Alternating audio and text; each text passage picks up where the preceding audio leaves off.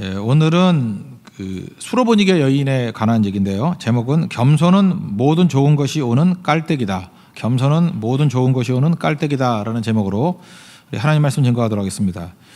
수로보니게 여인 이야기를 들으면서 저는 두 가지가 가슴에 떠오르더라고요. 하나는 죄책감의 문제, 또 하나는 겸손. 정말 겸손해야 되겠다. 이게 좀 크게 와닿고 이 죄책감에 눌려 있으면 안 되겠구나라고 하는 이 두 가지 생각이 들었습니다. 근데 죄책감하고 겸손은 얼핏 보면 비슷해 보여요. 죄책감에 사로잡힌 사람들이 나는 죄인이야, 나는 이게 인간도 아니야. 그럼 겸손해 보이잖아요, 그죠? 근데 그 죄책감하고 겸손이 외형적으로 비슷해 보이지만 또 똑같은 게 아니라는 것입니다. 이게 다르다라는 거예요. 어찌 보면은 죄책감은 율법이 하는 행태거든요. 율법이 우리 죄를 깨닫게 만든다 그러잖아요.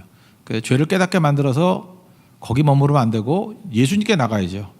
십자가로 나아가서 내 죄를 처리하는 것, 그게 율법의 가치 아닙니까? 마찬가지로 죄책감도 나쁜 게 아니라 죄책감은 예수님께 나가게 만드는 힘으로서의 죄책감이라 그러면 그 능력이라는 거예요. 그러니까 그런 관점에서 이 수로보니게 여인의 죄책감이 어떻게 능력으로 변화가 되는가, 이걸 첫 번째 살펴야 된다고 생각을 합니다. 딸이 귀신 들렸습니다. 여러분 가정에도 이런 어려움들이 있는 분들이 있죠. 근데 가정에 만약 딸이 있는데 귀신 들렸다. 그러면 이제 죄책감에 사로잡히게 되죠. 그렇지 않습니까? 아이가 이렇게 성적이 잘 안 나왔어요. 그런데 그 부모가 특별히 어머니가 굉장히 죄책감을 가진 어머니가 있더라고요. 나 때문에 공부를 못했다. 그럴 리도 없는데 영화관이 별로 없거든요. 근데 조금 잘못해가지고 이렇게 실수할 수 있잖아요. 아침밥을 안 해주고 시험을 봤다든지. 그게 큰 영광이 없거든요. 밥 먹었다고 성적 올라갈 것 같으면 밥 많이 드시는 분 다 1등을 해야죠. 근데 그것도 아닌데 이제 그게 죄책감으로 작용하는 거예요. 내가 그때 시험 볼 때 밥을 제대로 못 해줘가지고 제가 성적을 못 받았다. 이런 식의 죄책감들이 다 있다라는 것입니다. 우리 주변에는 내가 항상 돌봐야 되고 또 이렇게 세워줘야 될 사람들이 있는데 그것 자체도 힘든 거예요. 귀신 들린 딸이 있을 때 얼마나 사는 게 힘들겠어요. 그런데 더 힘든 것은 이 죄책감과 또 열등감이 있다라는 것입니다. 사람들은요, 예수 믿으면 광야도 있고 연단도 있고 고난도 있다, 다 이렇게 말을 하면서도 우리 인간이 얼마나 이게 악한 존재냐 하면요, 그냥 인간보에 찌들어 있어요. 찌들어 있어서 은혜도 중요하고 하나님 연단하신 거다, 이게 말론 그러면서도요, 은혜가 임했다 그러는데 이렇게 고난 당하는 사람 있잖아요. 그럼 은근히 죄인 취급해요. 제가 분명히 무슨 숨은 죄가 있으니까 적골이지, 죄값을 치르는구만. 욥이 당했던 고난하고 비슷하다니까요. 거의 비슷하게 생각을 해요. 다윗이 쫓겨갈 때에도 조롱하잖아요. 너 봐라, 하나님께 버림받았으니까 그런 거지. 사실은 아닌데도, 그죠? 아닌데도 그렇게 이해하는 경우가 있다는 것입니다. 그러면 세상 사람들이 그러는 거에 대해서야 문제가 될 게 없는데 본인도 그거를 받아들인다니까요. 나도 이거 죄에 대한 대가 아닌가. 그래서 그게 어려워지는 거예요. 여러분, 그래서 그리스도인들이 대화를 나눌 때 참 중요한 건데, 욥의 친구들이 욥을 위로하러 오지 않았습니까? 말 없이 같이 울어줄 때는 위로가 됐어요. 일주일 동안은 위로가 됐어요. 그래서 여러분, 위로가 그게 성령의 능력이 아니면 쉽게 잘 되는 게 아닙니다. 그럴 때는 말 안 하는 게 좋고요. 그냥 가만히 같이 있어주는 게 위로가 될 때가 있어요. 말하기 시작할 때부터 문제가 되잖아요. 말하기 시작할 때부터 어떤 일이 벌어집니까? 자기 속에 있는 생각이 막 튀어나오는 거예요. 그리고 자기 생각이 맞아야 되거든요. 자기 생각은 뭐예요? 죄 없이 이렇게 고난당한 사람은 없다라는 거예요. 근데 잠깐 죄에 앉았다 그러니까 화가 나는 거죠. 또 빨리 이실 짓고 하랬다, 이렇게 나오잖아요, 그죠? 숨은 죄가 있잖아. 죄 없이 이렇게 될 리가 있냐? 이게 말이 되냐? 그래서 욥이 뭐라고 얘기합니까? 내가 이 고난 때문에 당하는 고통보다 네 말 때문에 오는 상처가 더 크다. 그래서 옛날 성경에는 너는 번뇌케 하는 안위자다. 또 새로 번역된 거는 넌 쓸데없는 의사다. 돌팔이 의사다. 돌팔이 의사다. 속을 뒤집어 놓는 거죠. 그래서 우리가 웬만큼 준비가 되지 않으면은 이게 함부로 이렇게 위로한다 그러면 안 되는 거예요. 우리 함부로 그죠? 회개하라 이렇게 얘기하죠. 회개하라. 회개는 자기가 하는 거예요, 그죠? 자기가 하는 거고, 하나님 말씀을 통해서 말씀 안에서 이렇게 깨우쳐서 회개는 자기가 하는 거예요. 남을 향해서 너 회개하라, 회개하라 그러면 그건 정죄지요. 그게 무슨 회개예요? 정죄죠. 회개하는 정죄잖아요. 그렇게 말하는 것 자체가 더 큰 죄인 걸 모르고 있는 거예요. 근데 욥의 친구들은 그렇게 정죄하고 있더라는 것입니다. 뭐 이런 정도면 고난의 문제라 그러면 별것도 아닌데 우리는 삶에서요 외모까지도 그래요. 그 예쁘게 생긴 사람들이 뭐 별 문제 없겠지만 여기는 거의 없으니까 적용이 안 되고 되게 이렇게 좀 힘들게 생기지 않았습니까? 우리들이 거울을 보면 좌우 밸런스도 안 맞고 뭐 좀 그렇잖아요. 그러면 그냥 이렇게 생겼는가 보다 그러고 살아가면 되는 건데 거기서도 죄책감이 있는 거예요. 이 죄책감이 있을 리가 없는데 그러니까 이 마귀가 잠깐 죄책감을 드는 거예요. 내가 지금 뭘 잘못했기 때문에 이렇게 된 거지. 뭐 아니면 우리 조상이 잘못했기 때문에 내가 이렇게 태어난 거지. 잠깐만 이렇게 생각을 한다라는 것입니다. 그 머리 나쁜 거 하나님께 머리 좋은 사람도 있고 나쁜 사람도 있고 그거는 은사의 차원 아니에요? 근데 그거 갖고도 죄책감에 사로잡힌다니까요. 나는 또 왜 이런가? 뭐 만약에 못생긴 것 때문에 그렇게 된다 그러면 예수님은 이사야 53장에 보니까 그 풍채도 없고 흠모할 만한 아름다운 것이 하나도 없다. 뭐 말이 고상한 거지. 못생겼다 그런 뜻 아니에요. 예수님이 뭐 죄 때문에 못생겼나요? 그거 아니죠. 그 약한 자로 오시기 때문에 그렇게 온 거 아니겠습니까? 근데 우리 알게 모르게 우리 마음 가운데는 죄책감이 있다는 것입니다. 더한 거는 나이 들어가면서도 죄책감을 느껴요. 그죠? 뭐 말도 못하고 저 나이 많은데요. 근데 어쩌란 말이야 그거. 나이는 다 먹는 거예요 사람들. 그러니까 그런 것 때문에 죄책감을 갖는다는 거예요. 그러니까 죄책감이 있을 필요도 없는 것 같고 죄책감을 갖는 거예요. 돈 없는 남자들, 돈 없는 아빠나 돈 없는 남편의 죄책감 아십니까? 그 이렇게 길 가다가요. 길 가다가 아내가 저 옷 예쁘다. 그런 순간에 죄책감이 밀려와요. 그 아내는 아무 생각 없는 거거든요. 느끼지도 못해. 그렇게 얘기하잖아요. 예쁘다. 그 말도 못해. 예, 맞아요. 말할 수 있죠. 근데 상상이 되는 거예요. 예쁘다 그러면 사주면 좋은데 사줄 능력은 안 되고 나는 뭔가. 여기서 밀려오는 죄책감이 있다니까요. 이게 뭐 남편과 아내면 좀 덜 하겠지만 아이가 그렇다면 가슴이 찢어지겠죠. 그죠? 뭐 저거 참 예쁘다, 갖고 싶다. 애는 말만 했을 뿐인데 자기 상황을 알고 못 산다는 거 알지만 근데 또 죄책감이 있지 않겠습니까? 수로보니게 여인의 그 상태를 보십시오. 얼마나 이 죄책감이 있어요. 그죠? 애를 볼 때마다. 그럼 죄책감이 나는 살 가치도 없어 아무것도 아니야. 그러면 그게 망하는 거지만 오늘 중요한 게 뭐예요? 죄책감이 예수님께 가는 힘이 됐다라는 거예요. 내가 이 상태에서 머무를 수 없다라는 그 마음, 예수님께 나가야 되겠다 하는 마음, 그럼 그건 능력이에요. 여러분의 삶 가운데도 많은 죄책감이 율법이 우리에게 주는 게 그거예요. 야 나는 죽을 죄이냐, 나는 더러운 죄이냐. 그러므로 어찌할꼬 이 사망의 몸에서 나를 누가 건져낼꼬 이게 죄책감이거든요. 근데 그리스도 예수 안에서 내가 감사하리로다. 이유가 뭐예요?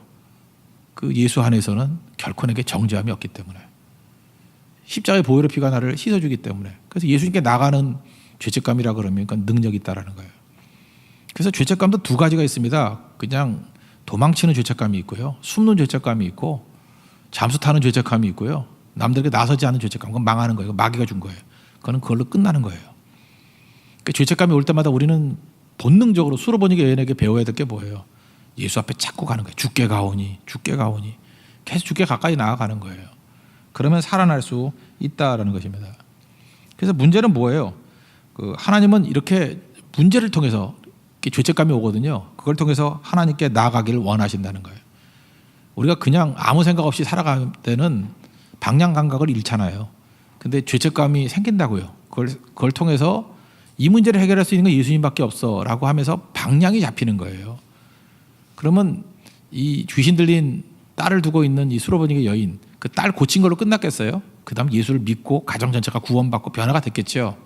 그러니까 이런 계기를 통해서 인생의 방향을 바꾸기를 원하신다는 것입니다.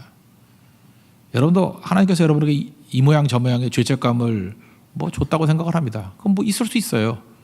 근데 그 죄책감은 무조건 예수님께 나아가는 방향성을 정하는 것이 돼야 된다는 것입니다. 그럼 이후에 우리의 삶의 모든 것들이 다 바뀌게 된다는 거예요. 수로보니게 여인의 위대성은 바로 여기 있다는 거예요. 죄책감을 가지고 예수님께 나아가게 되었다. 예수님께 나아가니까 어떤 일이 벌어져요? 이 관계가 좋아지잖아요. 이게 의를 이루었다는 거 아니에요? 관계가 좋아지는 거. 믿은 거죠. 예수님께 나가서 믿었잖아요. 그 믿음이 생기면 영접하는 자고 그 이름을 믿는 자들에게는 하나님의 자녀가 되는 권세를 주셨으니 그러니까 우리가 하나님의 자녀라고요. 그러니까 죄책감이 이렇게 눌려 있는 거 아니에요. 부끄러운 거 아니에요. 근데 예수님께 나아가면요, 예수님께서 우리에게 믿음 가운데 나갈 때 우리 자녀됨의 확신을 주셔요. 그래서 당당함이 있다니까요. 그래서 죄책감에서 시작해서 자녀의 당당함으로 끝나는 것입니다. 이게 수로버지게 여인의 마지막 모습이잖아요. 이 믿음이 얼마나 당당해요. 예수님이 인정해 주는 믿음이 됐잖아요. 종과 자녀의 차이점이 무엇입니까? 종은요, 무엇을 함으로 말미암아 자기 자신의 위치 또 보수 대접을 받으려 그래요. 그래서 종들은 맨날 뭐 했대요. 나 이거 했어요, 저거 했어요. 그러니까 자기가 뭘 해야지, 기여해야지 살아남는 거예요. 아니면 쫓겨나는 거고. 근데 자녀는 그렇지 않죠. 자녀는 당당하잖아요. 저도 자녀들이 있는데 공짜로 먹여주고 입혀주고 뭐 등록금 대주고 다 해줬는데 그렇게 미안해하는 것 같지 않아요. 뭐 이렇게 오늘 아침에 보는데 뭐 전혀 당당하게 뭘 쳐다보세요? 이런 분위기예요. 미안해해야 될 것 같은데, 그죠? 그런 게 없어요. 그리고 고맙다는 얘기도 아직 잘 못 들어봤어요. 왜 그러죠? 자녀니까. 자녀한테는요, 아무리 많이 해줘도 그 자녀의 당당함이 있어요. 당당함이 있다고. 내가 어떤 그 형제한테 커피를 이렇게 한 2잔 정도 이렇게 사준 적이 있어요. 이렇게 뭐 쿠폰으로. 근데 그때 당시에 굉장히 목이 갈증이 심했는가 봐요. 근데 친구와 같이 먹었는데 그게 좋아하는지 저한테 감사하단 말을 4번인가 하더라고요. 그래서 좀 과하다 그런 생각을 했어요. 무슨 커피 2잔 얻어먹고 뭐 4번이나 감사. 그래서 내가 느낀 게 뭐냐면, 쟤는 자녀가 아니구나. 내 자녀가 아니구나. 그러니까 제가 좀 약간 반성도 했어요. 내가 이제 영적인 아버지와 아들이라 그러면 뭐 그렇게 4번이나 감사할 게 있을까? 제가 뭐 너무 오버했나요? 나는 그게 별로 그렇게 좋지 않았어요. 뭐 그 정도면 그냥 감사합니다 하면 그건 예의죠, 예의. 교양 있는 모습. 그 정도면 된 거고. 자기도 또 열심히 벌어가지고 또 후배들 사줄 수 있는 마음이 있으면 그게 아름다운 모습 아니겠어요? 그거 뭐 볼 때마다 자꾸만 감사합니다. 이제 2번 더 하면은 저는 또 사달라는 의미로 받아들이잖아요. 그럼 이게 부담이 되는 거죠. 그러면 안 되는 거죠. 그러면 그냥 자녀의 당당함이 있었으면 좋겠어요. 자녀의 당당함. 그래서 하나님과의 올바른 관계를 맺는 거, 이거 굉장히 중요하다는 것입니다. 그래서 우리가 하나님 앞에서 이런 죄책감의 문제를 가지고 이건 능력이 될 수 있다는 거예요. 하나님 앞에 나아가는 힘이 된다 그러면 이거 분명히 우리에게 능력이 될 수 있다는 것입니다. 이런 능력으로 서 있는 우리 하나님의 종들 되기를 바랍니다. 그다음 2번째, 이 내용을 읽으면서 마음에 와닿는 건 뭐냐면, 겸손이 참 중요한 거구나. 그 세상의 모든 것을 다 희생을 치르고 해도 붙들어야 될 게 이 겸손이구나. 겸손이 정말 중요하구나. 야고보서 4장 6절에도 보니까 하나님이 그 교만한 자는 물리치시고 또 베드로 전서 같은 데는 대적하시고 그 겸손한 자에게 은혜를 주신다 그랬잖아요. 베푸신다고. 그러니까 은혜 없이는 살 수 없죠. 그러니까 하나님의 은혜가 임하는 자리가 겸손이거든요. 그러니까 끝까지 겸손해야 돼요. 저도 겸손해야 되겠고 우리 장로들도 무조건 겸손. 그냥 겸손으로 나가야지 하나님의 은혜가 넘치는 교회가 될 거고, 무슨 일을 하든지 은혜가 넘칠 거 아니에요. 그렇다 그러면 교만은 마귀죄거든요. 그러니까 교만은 하여튼 우리 근처에서 구경도 못하게 만들어야 되고 여기저기서 겸손해져야 된다. 겸손. 근데 겸손이 힘들죠. 겸손이 쉽습니까? 그 어떤 목사님이요, 정말 겸손한 분이에요. 그분은 생긴 것도 겸손하게 생겼고요, 말도 겸손하게 하고 걷는 것도 겸손하게 걷고 성경책도 겸손하게 옆에 끼고 다니고, 제가 봐도 겸손한 분이에요. 그래서 어떤 단체에서요, 그 목사님한테 겸손한 사람에게 주는 메달을 줬어요. 진짜예요. 실화예요. 메달을 줬어요. 근데 그분 그거 계속 메고 다녀요. 그냥 목이나 매달았으면 좋겠어요. 그 겸손 아니잖아요. 이게 맨날 걸고 옆에 걸어놓고 자기 그거 받았다고. 그래서 내가 고민을 했어요. 저거는 겸손함이 아닌데, 차마 말을 하면은 또 뭐 관계가 안 좋아질까 말도 못하겠고. 인간이 그래요. 참 겸손이 진짜 힘들어요. 겸손은 뭐냐면요, 낮추는 게 아니고요, 예수님 앞에 서 있는 거예요. 아까도 그랬죠. 이게 죄책감이 있을 때 예수님께 나아가는 거라고. 그 죄책감이 하는 일이에요. 예수님께 나아가요. 십자가 앞에 나가요. 그럼 예수님이 영광 앞에 딱 놓이잖아요. 그러면 낮출 것도 없어요. 그 영광빛 앞에 놓이면 내 초라함과 부끄러움이 다 보이거든요. 그러니까 베드로는 뭐라 그랬어요? 주님 나를 떠나십시오. 나는 죄인입니다. 뭐 이사야는 뭐라 그랬어요? 아 바로다 나요 망하게 되었도다. 내가 뭐 죄악 가운데서 만군의 여호와 하나님 봤다고. 뭐 이러는 거 아니에요? 그러니까 겸손은 뭐냐면 내 진짜 모습을 보면 다 겸손해지는 거거든요. 그러니까 나 겸손해져야지. 잠깐 이러지 마세요. 겸손해지는 게 아니고 실체를 보면 다 낮아지게 돼 있습니다. 실체를 보는 게 겸손이에요. 그러니까 예수님 만나면 겸손한 거죠. 그러니까 예수님 못 만난 사람들이 교만해지는 거죠. 예수님 앞에 서 있으면 다 엎드리게 돼 있죠. 누가 내세울 게 있겠습니까? 근데 이게 수로보니게 여의자는요, 제가 깜짝 놀란 게 뭐냐 하면, 저 처음에 읽었을 때 좀 이상하잖아요. 예수님이 이렇게 폭언을 가할 수 있습니까? 예수님은 이렇게 온유하고 겸손하고 뭐 그런 분이라 그랬잖아요. 그죠? 그리고 성경 봐도 계속 그랬고. 근데 여기서는 전형적인 유대인 남자 모습이잖아요. 뭐라 그래요? 너는 개야 그러잖아요. 누구나 개야 그러면은 싫지요. 개라 그러는데 누가 좋아하겠어요. 그죠? 근데 반응이 참 좋죠. 포기하지 아니하고 예, 개 맞습니다. 개들도 주인의 상에서 떨어지는 뭐 부스러기 먹습니다. 그러면서 예수님께 계속 머물러 있잖아요. 이 겸손함이거든요. 저는 우리 모든 성도들이 수로보니게 여인의 이 겸손함만 있다 그러면 마귀 시험에서 자유롭다고 생각을 합니다. 그래서 겸손하면요 시험을 이겨요. 시험을. 맨날 시험에 빠지는 사람이 이유가 뭐냐면 교만하기 때문에 그래요. 겸손하면은 내 자아가 없는데 뭐 내가 부끄러움을 예수님 앞에 다 내놨는데 내가 내세울 게 없는데 지킬 게 없는데 시험이 무슨 시험이 되겠어요.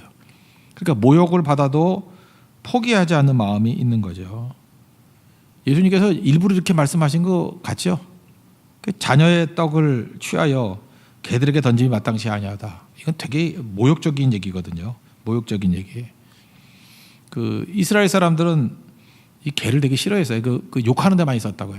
그래서 맨날 기도했다 그러죠. 하나님 내가 이방인으로 태어나지 않은 거 감사합니다. 개로 태어나지 않은 거 감사합니다. 뭐 하나는 말 안 하겠어요. 여자로 태어나지 않은 거 감사합니다. 그랬대요. 예. 그래서 빌립보서 3장 같은 데 보면은 행악자들을 뭐라고 표현해요? 빌립보서 3장 2절 개들을 삼가고 개라 그러잖아요. 나쁜 의미예요. 수치스러운 의미예요. 그러면 누구나 그러잖아요. 뭐 개들에게 주는 게 마땅치 않다. 그러면 그 보통 화를 내죠. 화를 내면 뭐라 그러겠어요? 그래 나 개다. 나만 개냐? 너도 개지. 그러면서 막 싸워야 되는데 이 여인은 그런 게 없어요. 그러니까 여러분 함부로 화내지 마세요. 잠깐 화를 낸다는 게 교만함 때문에 그런 거거든. 나를 무시했다. 나를 뭘로 보는 거야? 이게 자아가 있는 거예요. 그러니까 수로보니게 여인의 강점은 그거라고요. 개다 그랬는데 예 맞습니다. 개입니다. 그래도 부스러기 은혜라도 주십시오. 이런 게 이게 위대한 거라고요. 하나님께서 그런 마음에 은혜를 한량없이 부어 주시는 거죠. 그죠? 그리고 계속 구하잖아요. 부스러기 은혜도 구하잖아요. 기도는 누가 해요? 겸손한 자가 하는 거예요. 자기 힘이 있다고 생각하는 사람 자기가 가서 얻어버리죠. 그러니까 내가 못하니까 기도하는 거죠. 내가 못하니까. 그리고 내 타이밍이 아니니까 기다릴 때 기도하는 거죠. 그래서 하나님의 때를 기다리는 사람은요 다 기도하게 돼 있어요. 그래서 하나님이 일하시는 거거든요. 그 현재 완료라는 게 있다는 거 아시죠? 헬라어에는 이렇게 과거에서부터 시작돼서 지금도 계속되는 거, 지속적으로 되는 거, 그러니까 미완료라 그러거든요. 그런 것들 계속되는 거. 우리 한국말은 그런 게 없는데, 그러니까 마태복음 7장 7절에 있는 말씀 그러죠. 뭐 에스크라 그러죠. 에스크 구하라. 그럼 주실 것이요. 그 다음에 seek 찾으라. 그러면 찾아낼 것이요. knock 두드리라. 그러면 열릴 것이니. 이게 한 번 똑똑 하는 게 아니고요. 계속 하는 거예요. 계속. 언제까지 두드려요? 문이 열릴 때까지. 언제까지 찾아요? 찾을 때까지. 언제까지 구해요? 주실 때까지. 그런 뜻이에요. 계속 한다. 계속. 그러니까 수로보니게 여인에서 저는 미완료의 냄새가 팍팍 나요. 계속 하는 모습. 누가복음 18장에 나오는 그 불의한 재판장 앞에 서 있는 과부의 모습에서 계속 하는 모습. 왜 이런 시제가 있을까요? 나는 그렇게 생각해요. 이 헬라어를 사용했던 이유 중에 하나가 우리에게도 이게 계속하는 겸손이거든요. 모욕당하고 거절당했음에도 불구하고 계속해서 그 자리를 지키고 그 예배를 드리고 그 구함이 있고 이건 겸손이에요. 겸손한 사람만 계속 할 수 있습니다. 그래서 여러분 겸손한 사람을 써야지 끝까지 가요.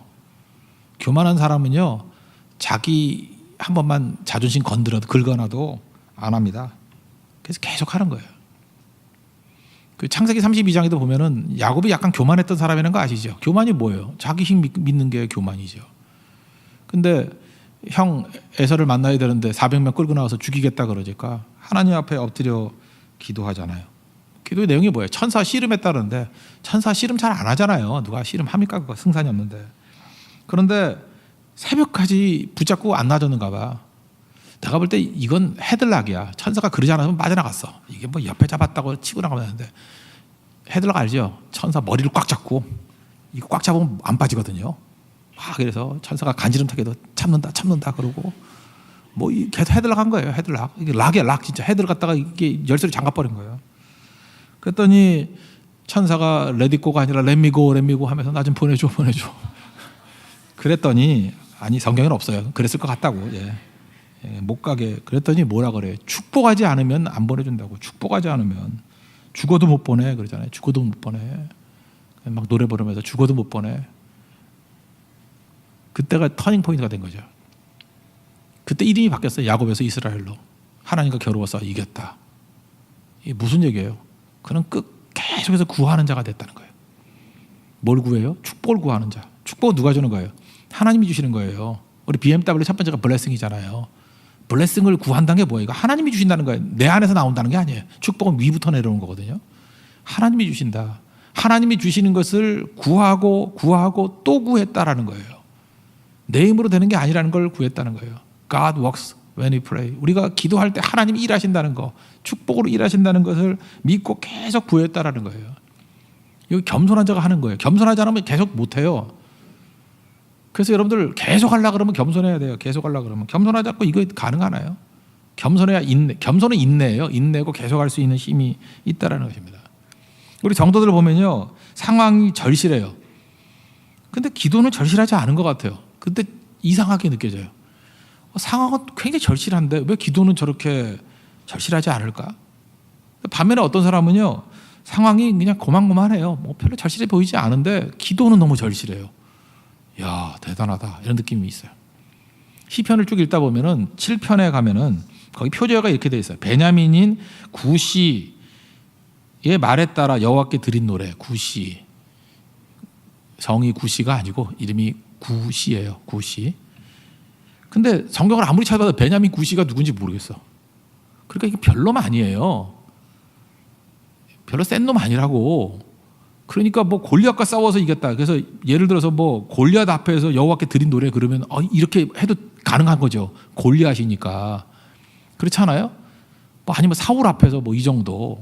뭐 압살롬에게 쫓길 때 그러면 이해가 돼요. 근데 베냐민이 구시 이거 별것도 아닌데 뭐 베냐민이 전시도 아니고 구시인데 이거 별것도 아닌데 그죠? 근데 바짝 쫄아가지고 하나님 앞에 이렇게 기도해요. 하나님이여 하면서 여호와 내 하나님이여 내가 주께 피하오니 나를 쫓아오는 모든 자에게서 나를 구원하여 주소서. 건져낼 자가 없으면 그들이 사자같이 나를 찢고 뜯을까 하나이다. 하나님 살려주세요 하는 애걸복걸하는 절실함이 있어요. 여기서 뭘 깨달을 수 있습니까? 다윗이 참 겸손했구나. 우리는 보통 그래요. 아이고 저거 별것도 아니야. 그냥 손가락으로 끝내버릴 수 있어. 그거 교만이에요. 근데 작은 문제가 있더라도 하나님 앞에 엎드려서 절실하게 기도하잖아요. 근데 하나님께서 그거 들어주시는 거죠. 그러니까 절실함도 겸손함에서 나온 거예요. 포기하자는 것도 그것도 겸손함에서 나오는 거고. 그리고 인내하는 거 계속 구하는 인내도 그 겸손함에서 나오는 거라고. 그러니까 겸손은 하나님의 은혜도 임하게 되고 은혜면 다 되는 거죠. 물론 은혜가 임해서 나타나는 현상이죠. 온갖 좋은 것들이 겸손함에서 다 나오는 거예요. 그래서 제가 깨달았어요.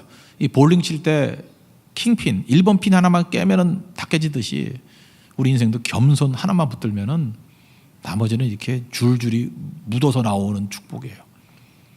그러니까 겸손해야 돼요. 겸손. 이거 뭐 실화라 그러는데 뭐 한 번쯤 들어봤을 거예요. 그 빌이라는 사람이 위스콘신에서 그 선교사 이렇게 지원을 했답니다.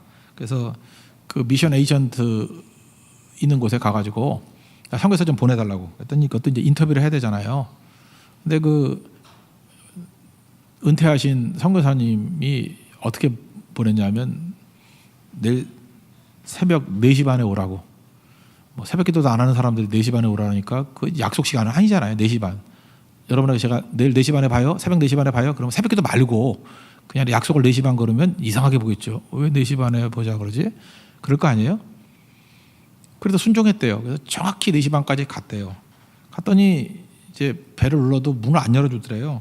그래서 30분 기다렸대요. 5시까지. 이제 기다리는데 그때 가서야 사모님이 문을 열고 나오더니 들어오라 그러더라는 거예요. 아, 우리 선교사님 곧 내려올 테니까 여기 좀 앉아 있으라고. 차도 안 주면서 또 4시간을 기다리게 만들더래요. 4시간을. 그러니까 뭐 시간이 많이 가겠죠. 4시에서 4시간이니까 8시까지. 그때 8시쯤에 선교사님이 내려오더니 미안해 그러더라는 거예요. 그러더니 인터뷰 한답시고 뭐라 그러냐면 바이블 있지 바이블. 성경이요. 바이블. 스펠링이 뭐냐 한번 써봐라 그러더라는 거예요. 장난도 아니고. 썼대요. B-I-B-L-E. 한국 사람이면 바이불 이렇게 썼겠죠. 예. 썼대요. 그 못 쓸 사람 누가 있어요. 그랬더니 가보라 그러더래요. 가보라 그러고 일주일 있다가 이사회 때 보자고. 그래서 이사회 때 갔더니 이 사람 합격된 사람이라고 소개를 하더라는 거예요. 그랬더니 이 후보생이 너무 깜짝 놀라가지고 아니 우리 시험도 안 봤는데 어떻게 합격입니까? 그랬더니 뭐 다 아는 얘기잖아요. 새벽 4시 반에 오라 그랬더니 오더라. 선교사에게 필요한 건 부지런함. 부지런한 사람이다. 절대 게으른 사람 아니다. 그 다음에 4시 반 딱 봤더니 정확하게 오더라. 이 사람은 정확한 사람이더라. 그리고 초인종 눌렀을 때 30분 동안 안 열어줘도 참고 있는 거 보니까 이 사람은 인내심이 있는 사람이다. 그지? 인내심이. 또 인내심이 너무너무 선교사한테 중요하기 때문에 들어오라 그래가지고 또 40분 동안 놔뒀더니 인내심 플러스 분노도 하지 않더라. 화나면 아무것도 안 해. 이 성냄이 하나님의 의를 이루지 못하잖아요. 그리고 마지막으로 바이블 써보라 그랬더니 그거 뭐 애들도 쓸 수 있는 거 B-I-B-L-E 쓰더라는 거예요. 겸손한 거 아니냐. 그러니까 선교사가 갖춰야 될 모든 것들을 다 갖췄다. 합격이다. 그랬다는 거예요. 근데 이 빌이라는 청년은 자기가 시험인지도 모르고 시험 본 거죠. 그렇지 않아요?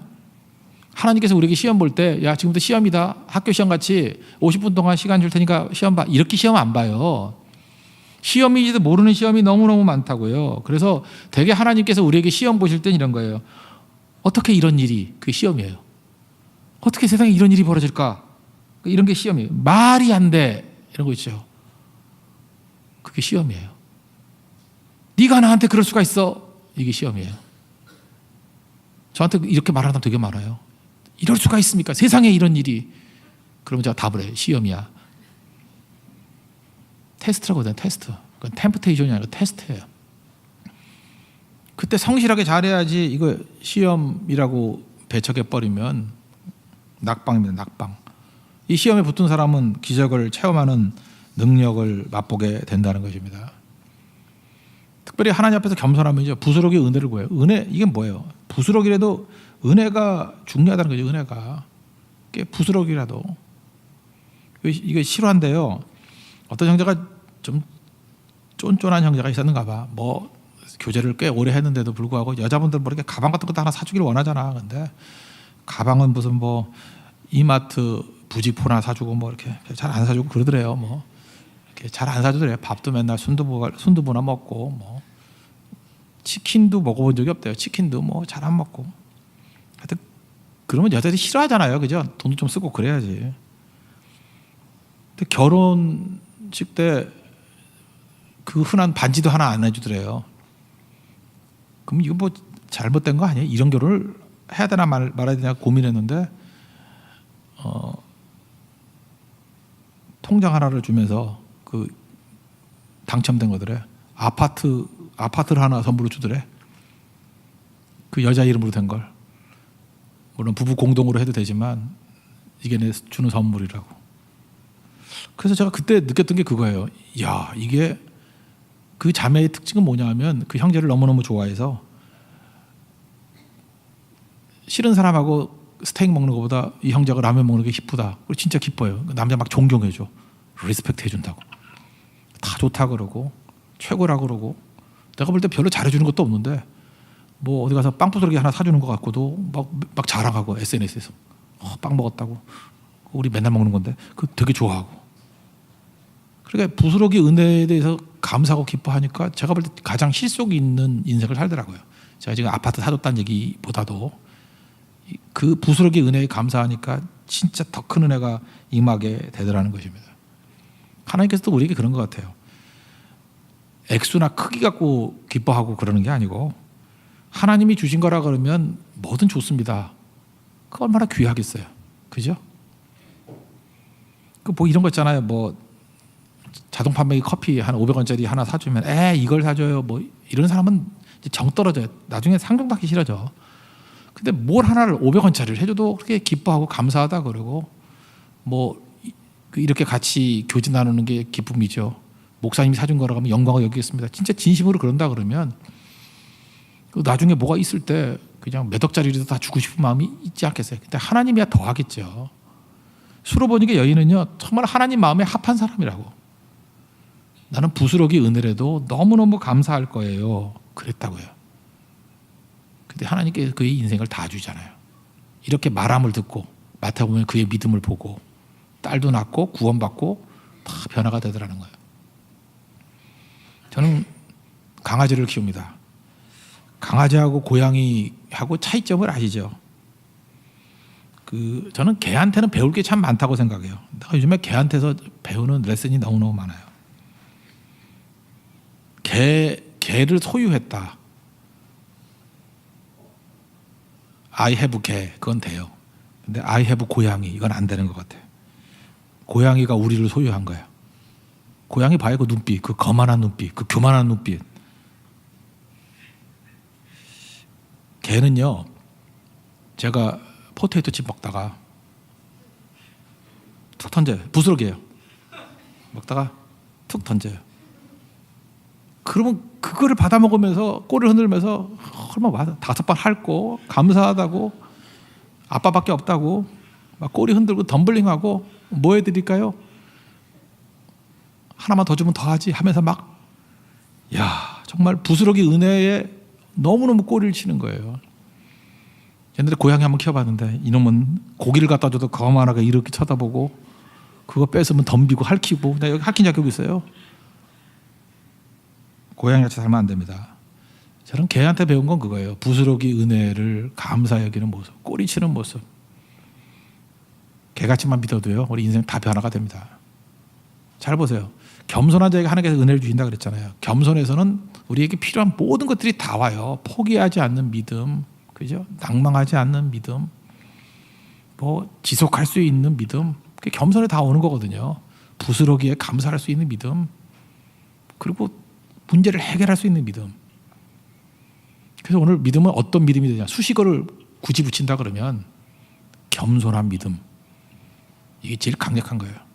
여러분이 들을 수 있는 얘기 중에서 최고의 칭호는 겸손한 사람이에요. 겸손한 자. 예수님 표현할 때 있잖아요. 나는 마음이 온유하고 겸손하니. 그게 예수님 닮은 모습이라는 거예요. 우리 겸손한 하나님의 종 되기를 기원합니다. 그래서 죄책감, 사실 이건 불완전한 거예요. 죄책감이 예수님께 가게 만들고 예수님 앞에 서면은 누구나 다 겸손하게 됩니다. 그럼 겸손에서부터 나오는 어마어마한 이 은혜를 다 누릴 수 있는 우리 하나님의 거룩한 종 되기를 바랍니다. 자리에서 일어나겠습니다. 주께 가오니 찬양하겠습니다.